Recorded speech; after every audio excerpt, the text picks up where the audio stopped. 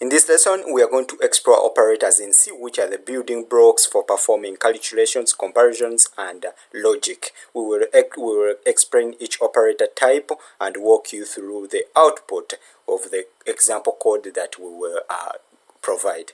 Okay, so let us start. So the first one is called the arithmetic operators, and these ones perform basic math operations like addition, subtraction, multiplication, division, and getting the remainder. Okay, so for instance, I have here an example. I have some examples here.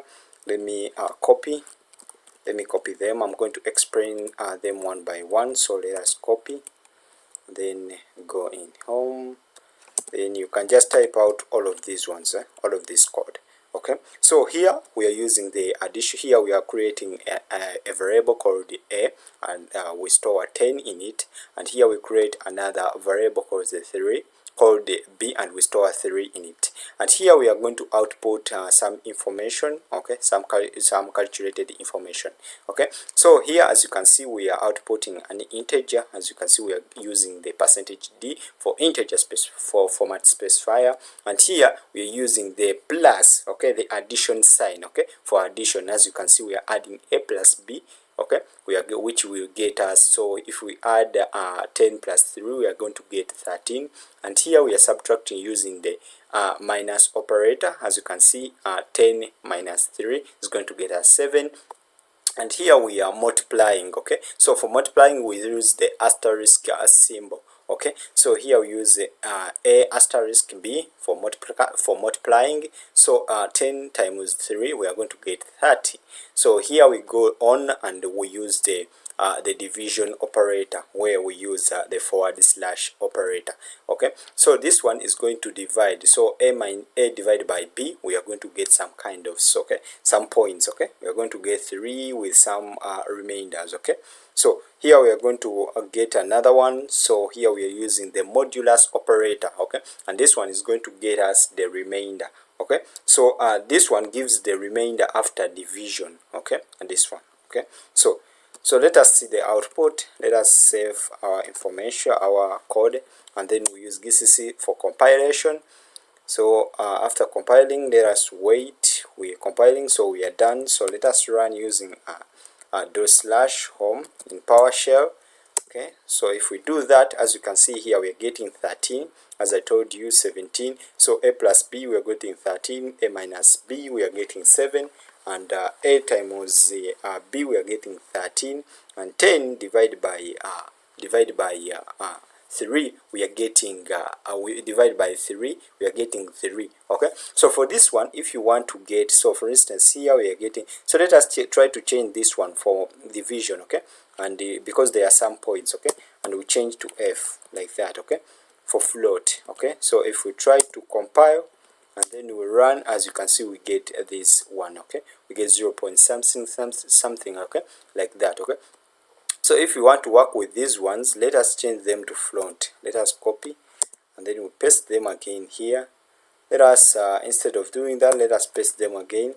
Let us change them to be float. Okay, Ctrl Z. Let us change these ones. Okay, instead of doing that one, let us just change this one to float like that. Okay, so and if we try, so here we are getting expression must be in the integral value.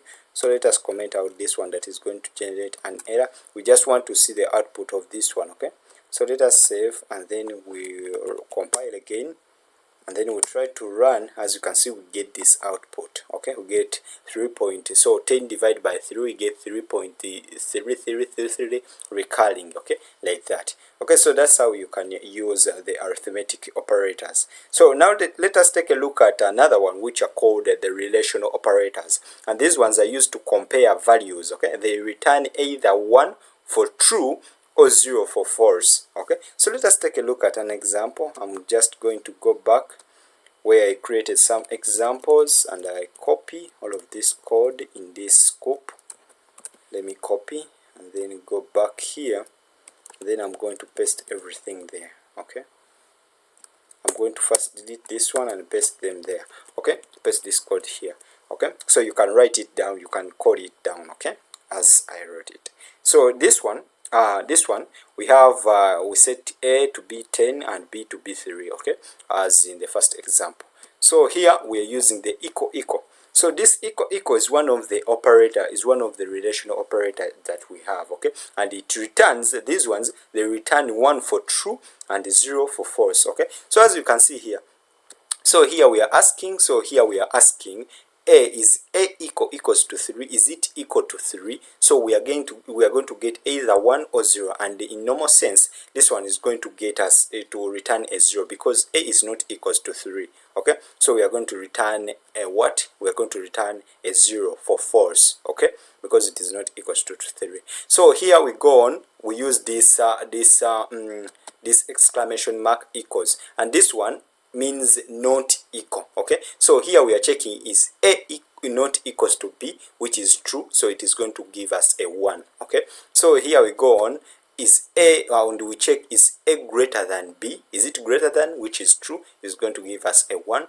And here we check A less than B, it is going to give us, is A less than B, which is false. A is greater than B, it is going to give us a 0, okay, it is false. And here we are checking, is A greater than or equals to B, is it greater than or equals to B, and here it is greater than, okay, it is greater than. So here it is going to return for us a 1, okay. So here this one is going to return as false, okay. So you should note that for greater than or equal to, we use this, we use greater than and then equal, okay. And for less than or equal to, we use less than and equal, okay, there. So let us try to save and we see the output. Let us try to compile and then we'll run. As you can see here, we are returning 0 because A is not equals to B, and here we are returning a 1 because A is not equals to B. So here in the first case I made a mistake. So A equals to equal is A equals to B. Is it equal to B? No, they are not equal. We return a false because it is a false. It is false, so we return a 0. So here we check A not equals to B. Yes, it is not equal, they are not equal, so we return a 1. And here we check if A is greater than B, yes, which is a 1. And as you can see, following as I explained before. So let us then take a look at another category, which are the logical operators, and these ones are used to combine multiple conditions, okay. So here we use the and, or, and not, okay. So let us go back here. Let me go back here, and under the logic operators scope, let me copy everything. I don't want to waste time typing down, writing this code from scratch. Okay, so here as in the first example and the second example, here as you can see here we set A to be 10 and the B to be 3, okay. So here we use, I told you we use the and, or, and not, okay. And for and we use the double and, okay, the double and, okay. Here for the operator we use, there's also a keyword here. We have a keyword that and we don't have it in C, okay, that and, okay, but in some programming language that and is there, okay. But here we use the ampersand. We use the ampersand for and for or we use these two pipes, okay, the double pipes. Let me check if we have or. We don't have or in C. As you can see, we don't have or, okay, and even not, we don't have not in C, but they exist in Python, okay. They exist in Python. Yeah, in Python there is not, there is or. Yes, they are there in Python, okay, but in C we don't have them. So for and we have ampersand, for or we have the double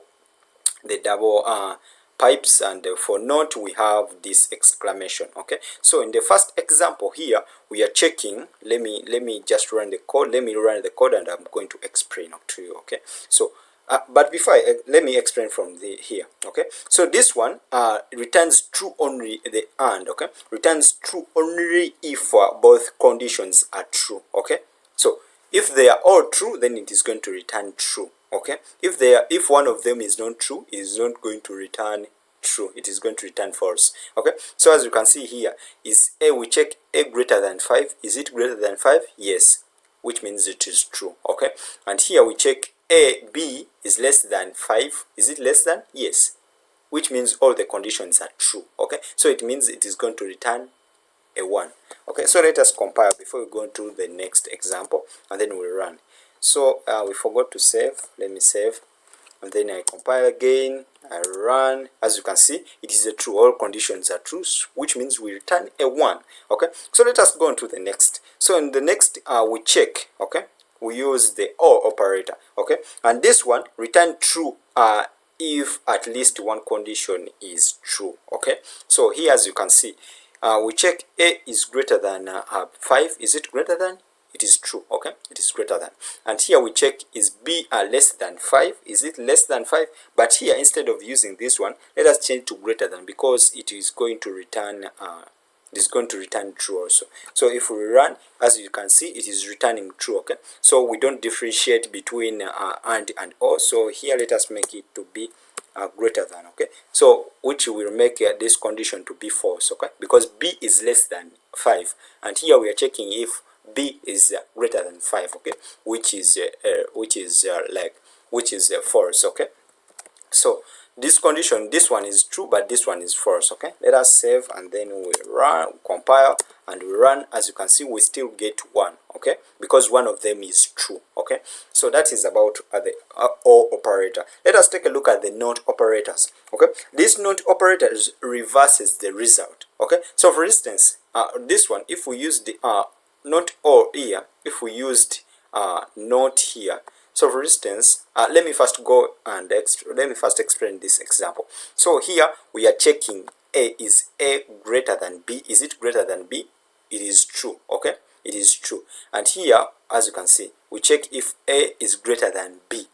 Okay, which will return a true. But here, because the NOT returns the opposite, we are going to get false. Okay, we are going to get false. As you can see here, we get false. Okay, and if we put this one, if we put not or here, and even here not or, you are going to see that at first we got 1 1 out. Okay, but you are going to see that we are going to get like zeros here. Okay, so let us use it.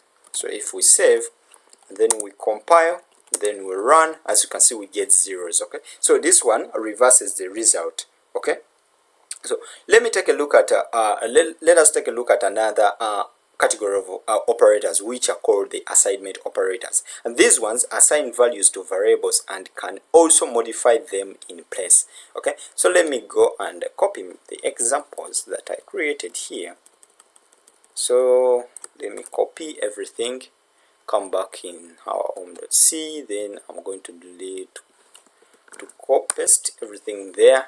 So here in this example, we have only a variable. Okay, and this one here we set it to be equals to 10. Okay, so this one is also another assignment operator. This equal is an assignment operator. You should note that. Okay, so here we have different assignment operators. Okay, so we have this one, plus or equals, plus equals. Okay, and this one is the same as saying that A is equals to the previous A plus 5. It is the same as saying that A equals to the previous A, then we add a 5. Okay, so the previous A is 10, and then we add a 5. We are going to get a 15, isn't it? So let us save, and then we try to run our program. We see what that first example is going to generate. As you can see, we get 15. Okay, so let's go to the second one. Okay, let's go to the second one. So when we go to the second one, it is the same as the first one. Okay, it is the same as saying that A is equals to the previous A, then we subtract a 5. Okay, which is going to give us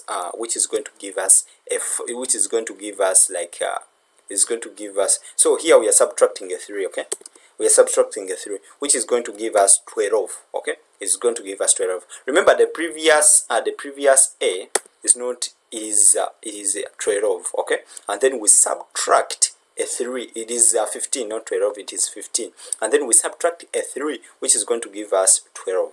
Okay, so which we have got here. Okay, which you have got here when we print it out. Okay, the info. So let us go to the third one. Okay, and this one we use asterisk. Okay, so here we use asterisk equals to 2. So we get the previous one, and then we multiply by 2. Okay, and then we store in A. Okay, as you can see. So here with the previous one is 12, and then we multiply by 2, we get 24, and 24 we store it in A, and then we output A. Okay, as you can see, we get 24. Okay, so we have now 24. Okay, so we go to the third one. Here in the third one, we get a, the previous a, which is 24. We divide by 4. Okay, we divide by 4, and then we store 4 in a. Okay, so which is going to, so when we divide by 4, when we divide 24 by 4, we are going to get 24, and then we store it in a, and then we output that in for that a. Okay, so let's go to the next one. Okay, and the next one we use the modulus equals. Okay, this one is going to get the previous, which is 6, and then it is going to divide. Remember, this one gives us the remainder, only the remainder. It doesn't give us the divided value, okay, like the whole number, okay, the value, okay, the answer. It doesn't give us, it gives us the remainder. Okay, so here we are going to get the previous, which is 6, and we divide by 5, and we are going to get one remainder, 1. Okay, so it is going to give us the remainder. That remainder we are going to store it in a. Okay, so here, as you can see, we have a 1. We have printed our 1. Okay, like that. Okay, so let us take a look at another category of operators, and these ones are called they are called the increment decrement operators. Increment and decrement operators. So allow me to copy this code here, this example code here, copy, and then I go here. I don't want to type everything from scratch. Let me delete, paste all in the other scope. So here, as you can see, for the increment and decrement operators, these ones increase or decrease a variable by 1. Okay, and they can be prefixed or postfixed. Okay, so we are going to take a look at prefixing and postfixing. Okay, so the postfixing increment here. So here we are going to, in this example, we are looking at the postfix incrementing, okay, increment. So here we use the variable first, okay, we use the variable first, and then we increase, okay, and then we increase it by 1, okay, using these ones, okay, the plus, okay, this is called the postfixing, okay. So here we use the variables, we get the variables, and then we increment it by 1, and then we store it in a, okay, like that.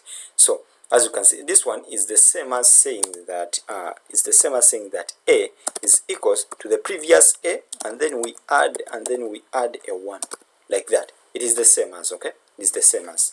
So and then we try to output our 1, okay, our 1, like that. So if we try to save, and then we run our file, and then we do that, as you can see, we get the previous a, and then we increment by 1, we add a 1, okay. But here, as you should note, that you are noting that here it is going to print out 5, and then it becomes 6, okay. So if we try to get the value here,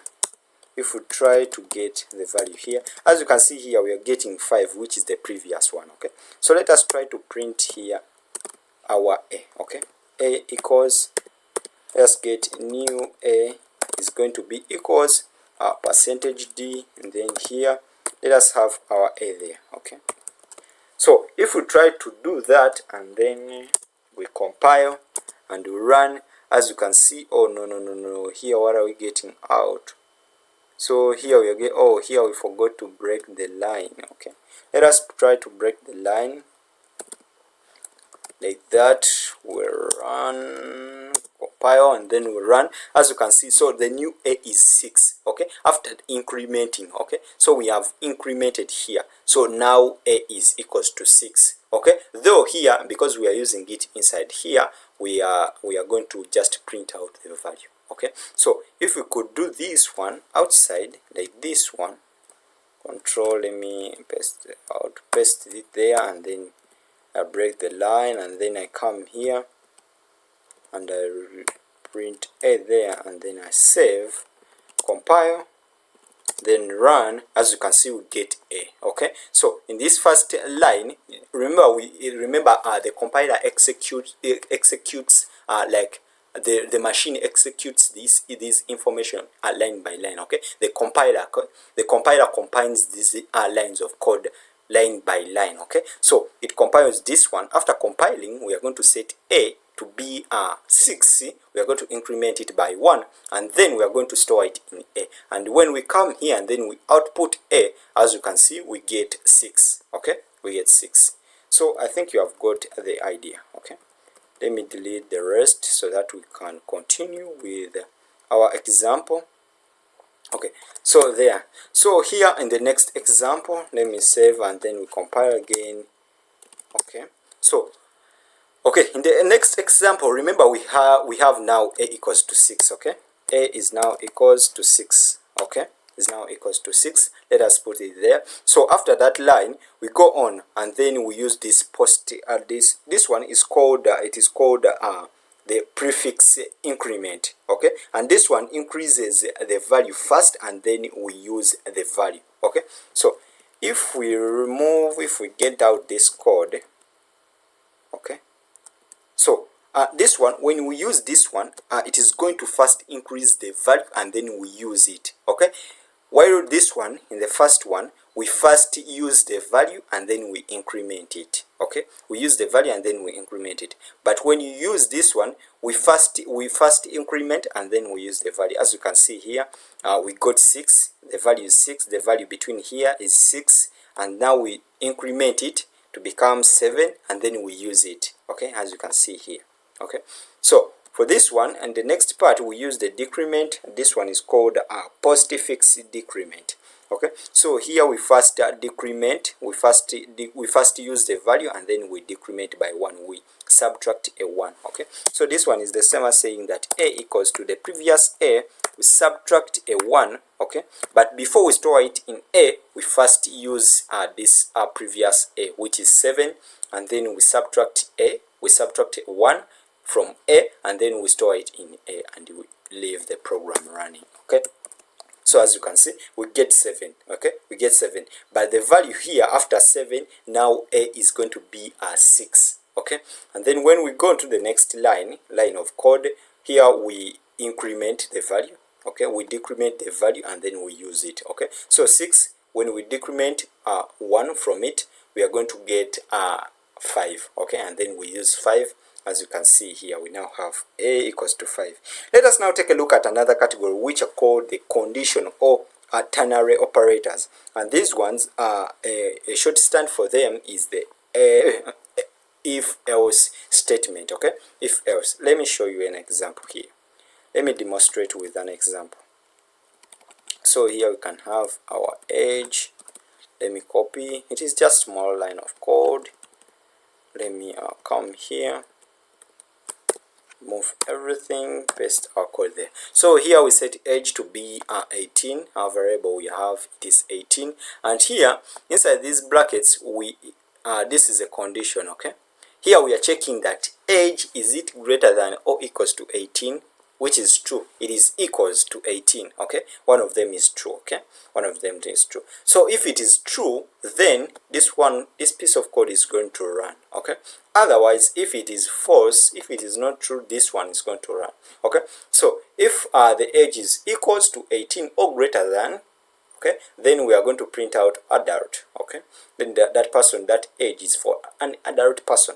Okay, and the else we are going to output minor. Okay, so remember we use these we use the colon and then the question mark. Okay, so here, so if we try to save and then run, compile, run, as you can see we get adult because age equals to 18. Okay, so what if the age is like 15?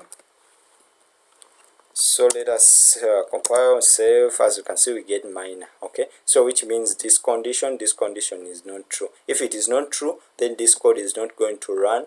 This one, instead this one is going to run. Okay, so what if we have age which is 19, and then we save, we compile, save. As you can see we get adult again. Okay, so because it is greater than 18. Okay, although it is not equals to 18, but it is greater than. Okay, which makes it to be true, and then this code is going to run. Okay, so let us look at another category which are called the bitwise operators, and these ones work at the bit level. Okay, so let's use some example here. For bitwise operators, let's copy this one,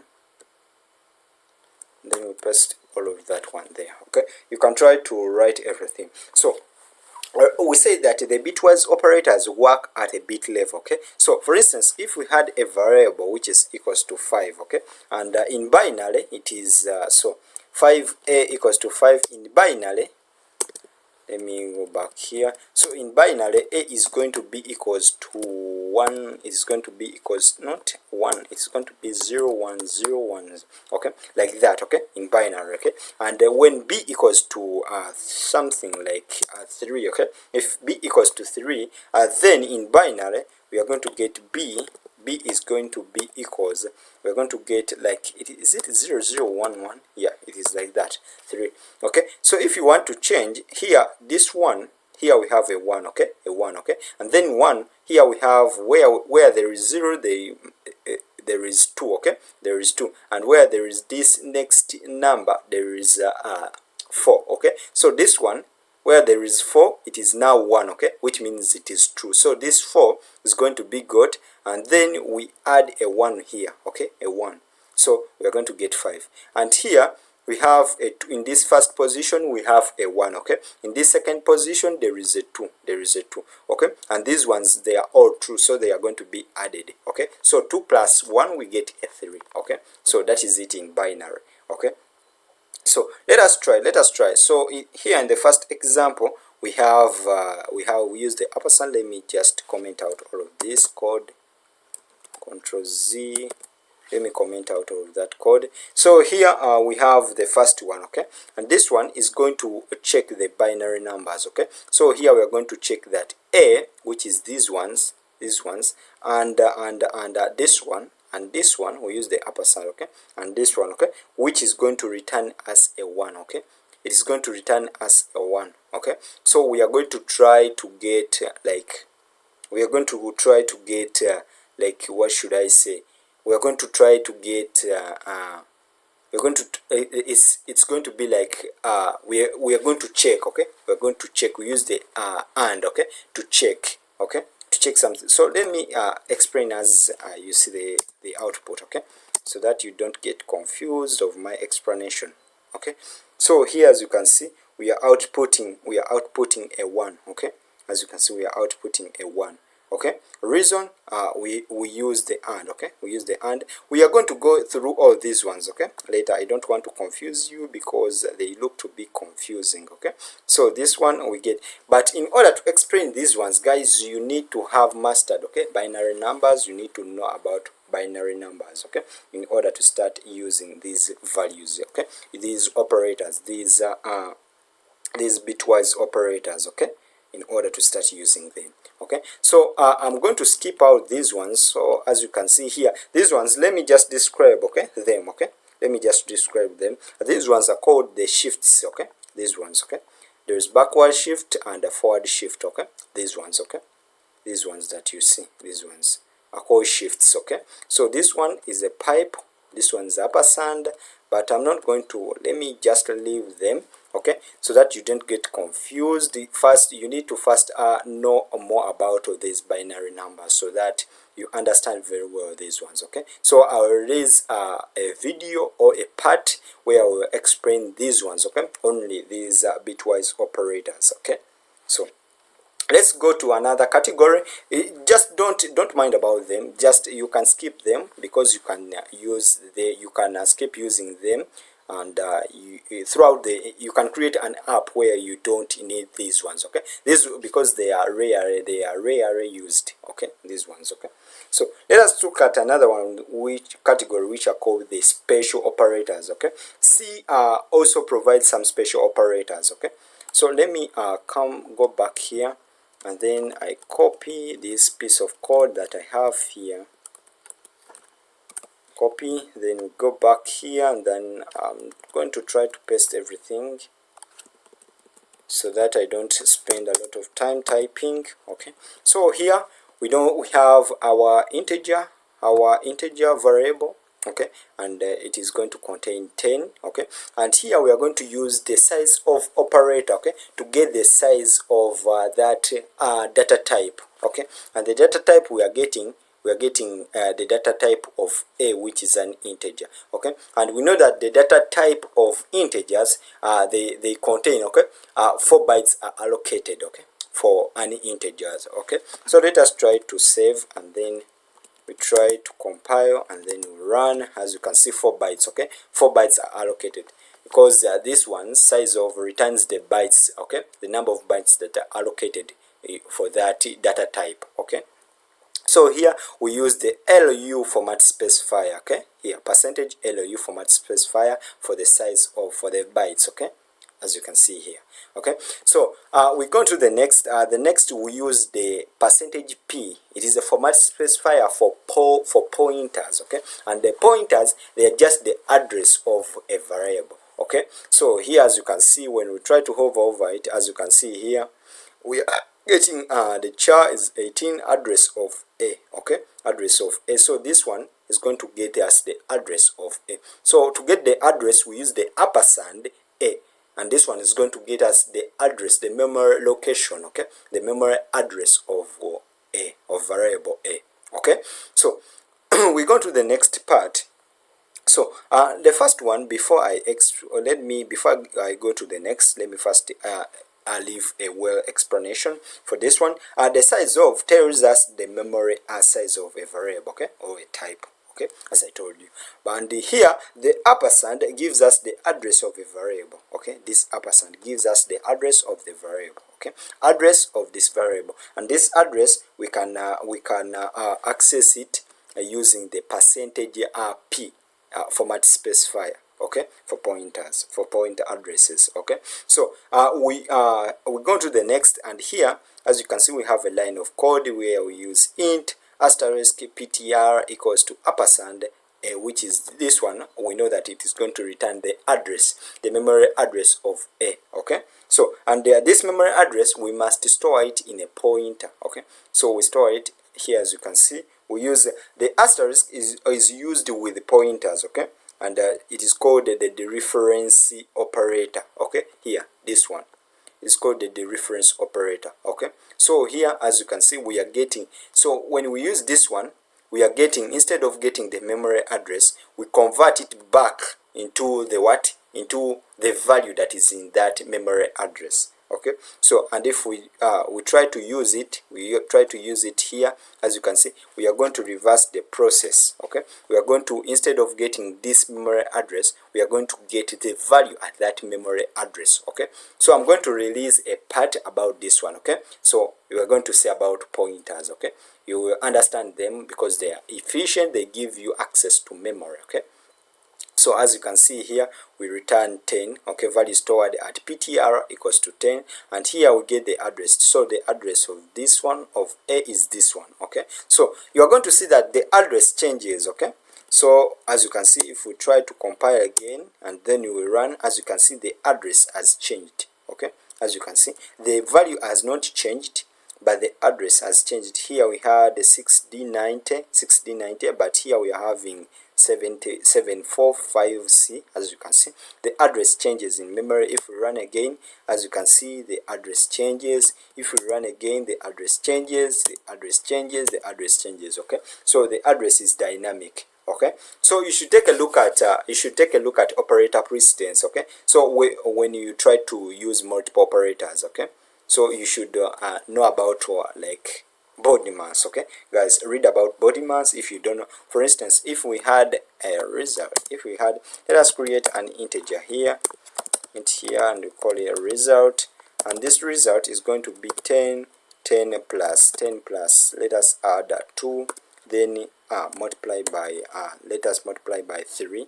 As you can see, this one, it requires us to use a knowledge of operator precedences, okay, or body mass. Okay, body mass. If you know about the basic mathematics, you can know that here we don't try to first, this one is not like calculated the way it is. Okay, we don't first add 10 to, we don't just add 2 to 10 and then we multiply. Okay, so for you who don't know the basic mathematics, you might think that we are going to get 10, we add 2 to become 12, and then we multiply it by 3 to get 36, which is not going to be the answer. Let us try to print out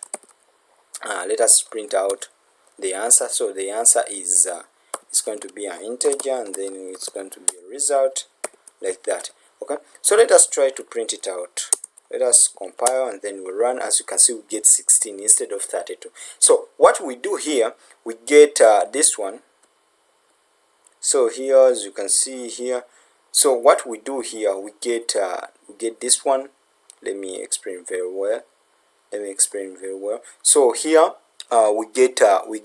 we first multiply. Okay, so body mass, remember body mass, it is like this, body mass, like that. Okay, it is like that. Let me comment it out. It is like that. Okay, so here, as you can see, this one by, this one of. Okay, but the best one that we use these ones. Okay, DMAS. Okay, for arithmetic operators. Okay, so here we first, division is first, multiplication second, addition third, and subtraction last. Okay, so here, as you can see, we have plus and multiplication. We have addition and multiplication. So as you can see here, that multiplication becomes first than addition. Okay, which means we are going to first multiply and then we add. Okay, so as you can see here, we first multiply this one. Okay, and then we add the answer. Okay, and then we get the answer that we have got here, we add it to 10. Okay, so here we get 2 times 3, we get 6, and then we add to 10, we get 16. Okay, and then if we try to run our program, as you can see in the first example, as you can see, we get 16. Okay, we get 16. So that's about operator precedences. Okay, precedence. Okay.